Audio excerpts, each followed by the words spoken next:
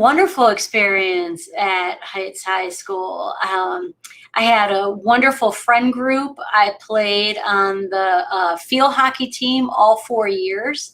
We went to states while I was in high school. It was a phenomenal experience. I was really engaged with my teachers, with the fellow students. My mom was a substitute teacher while I was at Heights, and some of you might cringe and think, oh God, that would be horrible. It was actually fantastic, and I'm incredibly close with my mom, and she was there every day. So if I had any problems, she was right there with me. I did do some pretty interesting things while I was at Heights. The thing that I think is probably most remarkable that I did while I was there was I became a congressional page. And a congressional page is a congressional appointment where you go to Washington, D.C., and you live and work every single day in the United States Capitol. And so my job there was to be like an errand girl. I would run a lot of errands for the congressmen and congresswomen, and I was working on the floor of the House of Representatives.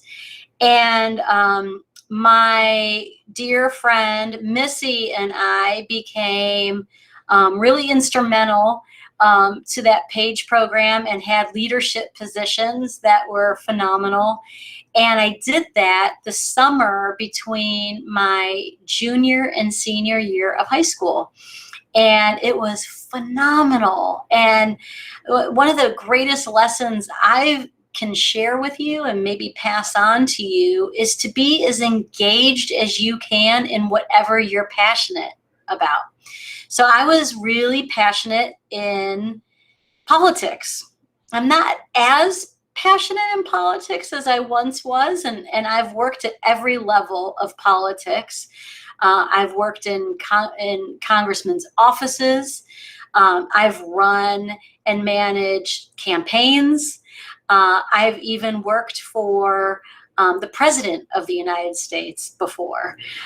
So I've had wonderful political experiences, and that's been a passion of my life throughout my life. And another passion of mine is sports. And so I was very involved in sports at Heights High School. Like I told you, I played field hockey. I was the captain of the field hockey team along with two of my classmates.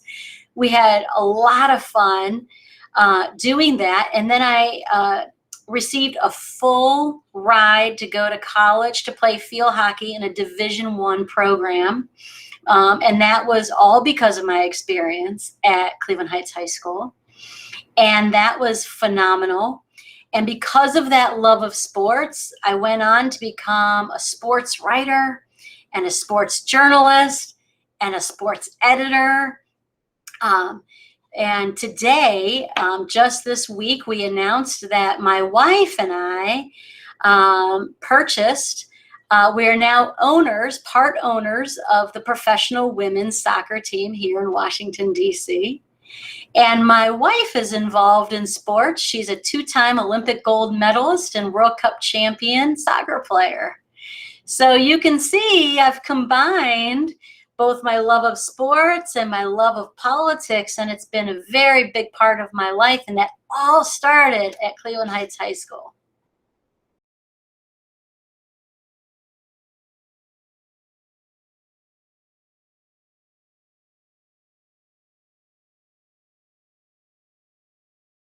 I own a public relations firm, and we now just happen to be, well, I started this company 23 years ago. Can you believe that?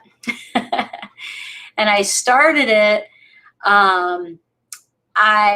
my background was in media relations. And that's what I am really known for in this industry. So if you want to be on TV, if you want to be in the newspaper, if you want to be elevated and you want your exposure to be highlighted in the media, you would hire my company. And what I'm specifically known for in this industry is crisis communications. So if you get in big trouble, you want to call me. And not necessarily you as an individual, but companies.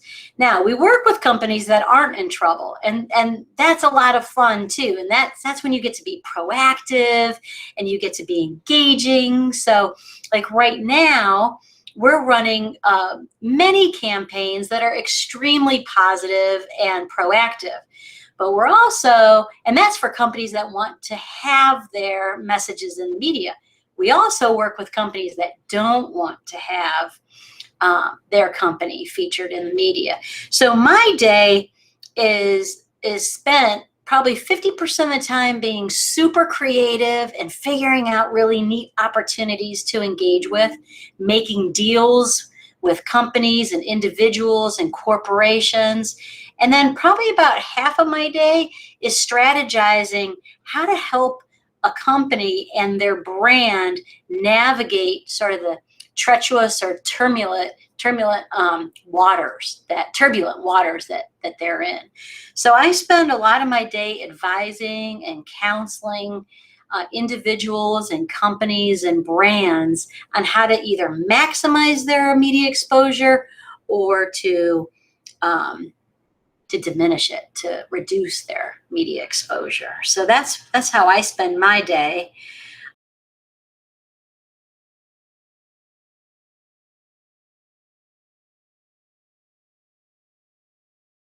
I would share with you, the more you can talk to people, successful people, and hear their story about how they navigated their education and how they went through life, that would be a wonderful experience for you and would help you maybe set your sights on something really interesting and exciting. So when I was in high school, I worked for free during the summers at a place called the Ohio Sports Festival. And I don't think it exists anymore, but it was like the Olympics for the state of Ohio. Well, that's where I learned, wow, wouldn't it be so cool to maybe work with a sports team someday or work with professional athletes someday. And today now I'm a part owner of a sports team and I'm married to an Olympian. And that was all seated at Cleveland Heights High School. But you guys have access to so many neat people and so many great companies. Like, let's say you think you might be interested in being a doctor or a nurse or in the health field. I bet you somebody at Heights High School could introduce you to somebody at the Cleveland Clinic. And I bet you could probably work there this summer if you wanted to. And who knows, maybe you're going to fall in love with it and follow that career path, or maybe you're going to hate it. And wouldn't that be such a gift to learn that at age 15, 16, 17, and to say, oh my God, there's no way I want to be in the medical field. And you learned that during the summer. So you will already be so far ahead of your colleagues. Another piece of advice that I would give to you is really pick your friends wisely. And this was so important to me when I was at Heights High School. I had a good group of girlfriends that we supported each other, we loved each other. And to this day, we are all still friends and we communicate. Some see each other a little bit more than others and some float in and out.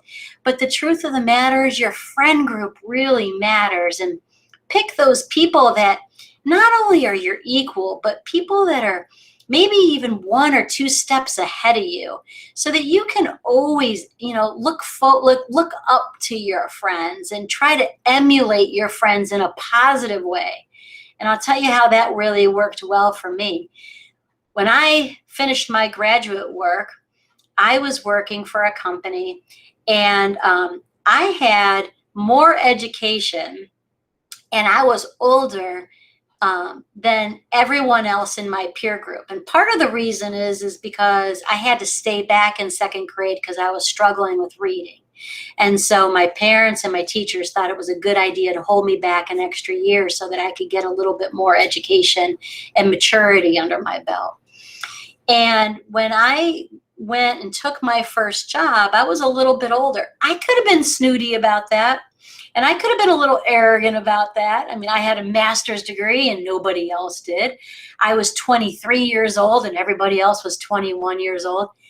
And I didn't. I just really kind of knuckled down and did really good work and shined as a result of that. And then as I started to pick my friends at work, I didn't pick the 21 to 23-year-olds that I was going to be friends with. I decided to befriend, the 25, the 27-year-olds, the 30-year-olds. And you know what happened? They pulled me up with them. And now all of a sudden, when promotions were being handed out or when recognition was being deserved, those people that were like 1 or 2 levels ahead of me pulled me right up with them. And my career was fast-tracked as a result of that. So I highly recommend that you pick your friends wisely.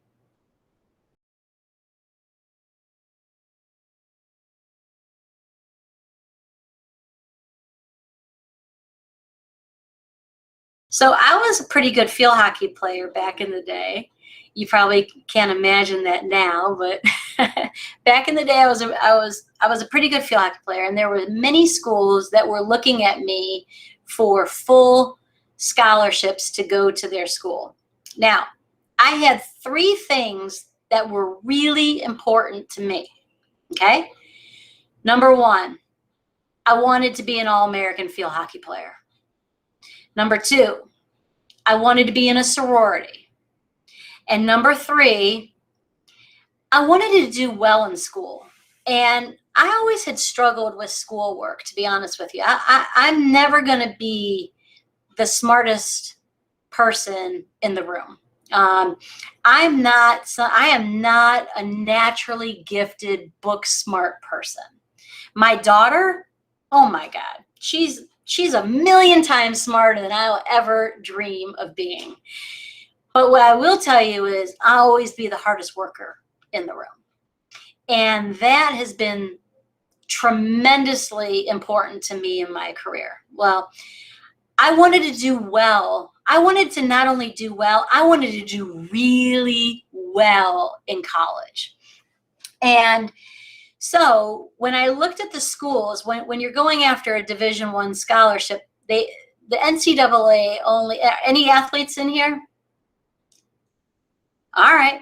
So you're allowed 5 schools that are allowed to court you, and you're allowed to go on your trips, and they wine and dine. Well, hopefully they don't wine and dine you, but they make you feel really special and important.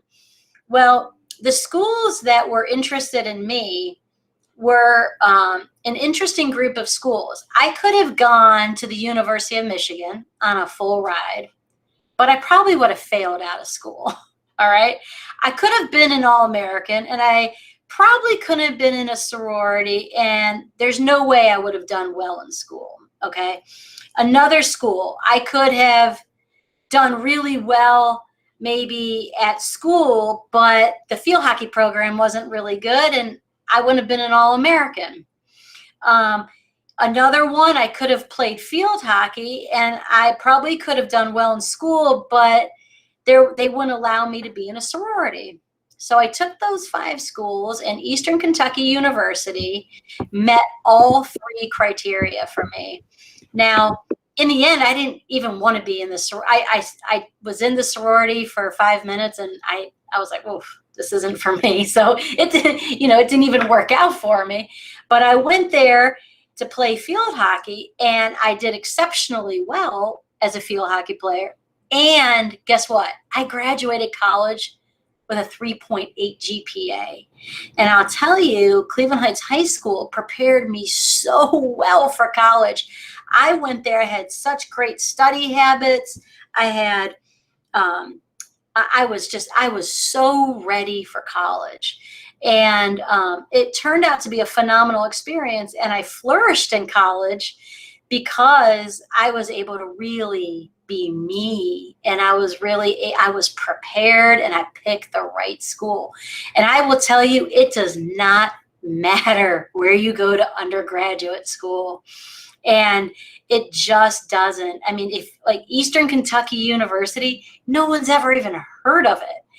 And it was such the right fit for me.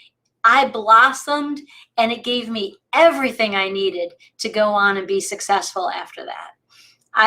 So I say, you go where you go, and you feel good about it, and you be you, and you just kill it. And don't worry about the name of the school or where it is or how many people know about it.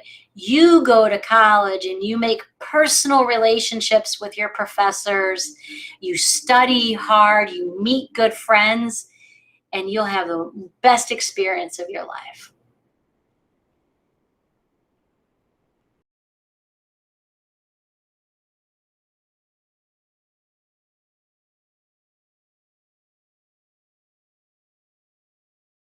Case, you have to start thinking about policy now.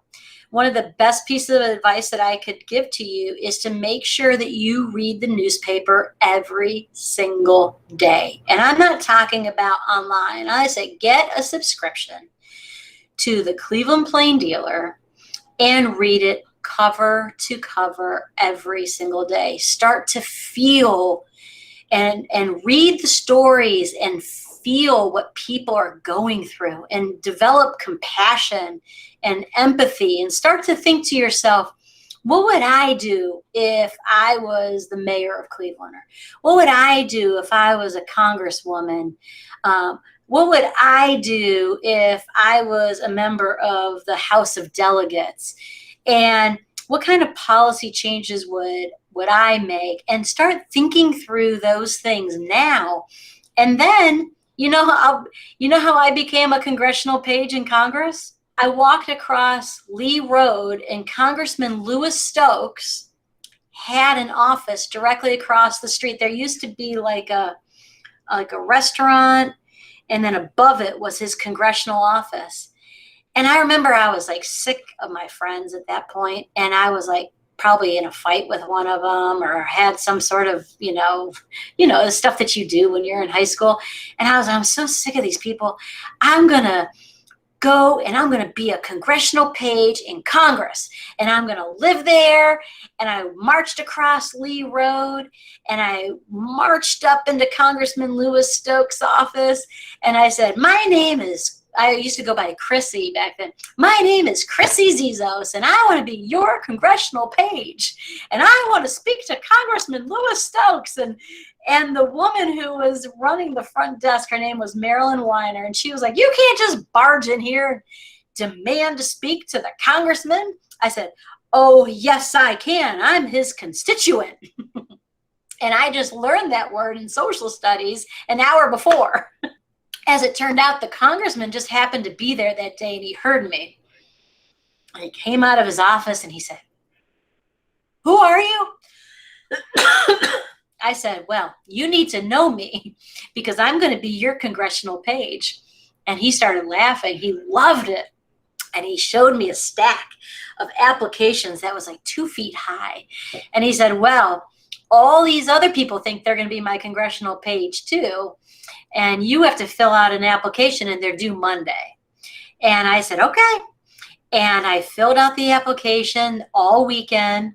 I submitted it on Monday. And then every single day I walked across the street, Lee Road, and I went to Congressman Stokes' office and I said, did you read it yet? Until he picked me. And that was honestly a pivot point for me. And that set the course for my entire career. Because what do you think I learned in that situation? I had ambition. I took initiative. I wrote a good application, and I had good follow-up. And what happened? I went to Congress of the United States of America, And I got to work on the House floor every single day that summer.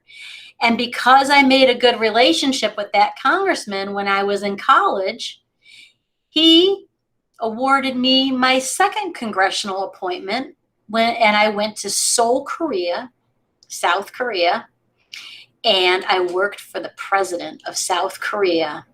And that was one of the coolest experiences of my life. And it would have never happened if I didn't march across Lee Road when I was a sophomore. So just like many of you, 10th graders. When I was in 10th grade, I did that. And then in 11th grade, I was a congressional page.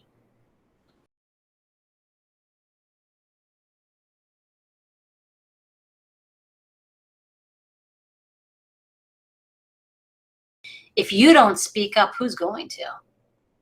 Right? I mean, you're the next generation. You have so much more power than I do.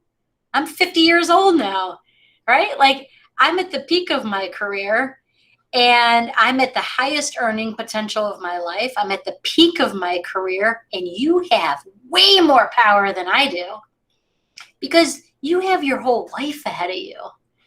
And people are going to, Congress, the president of the United States, you have the voice now. If you don't speak up, oh my God, what a missed opportunity. I mean, it's your time. It's your turn.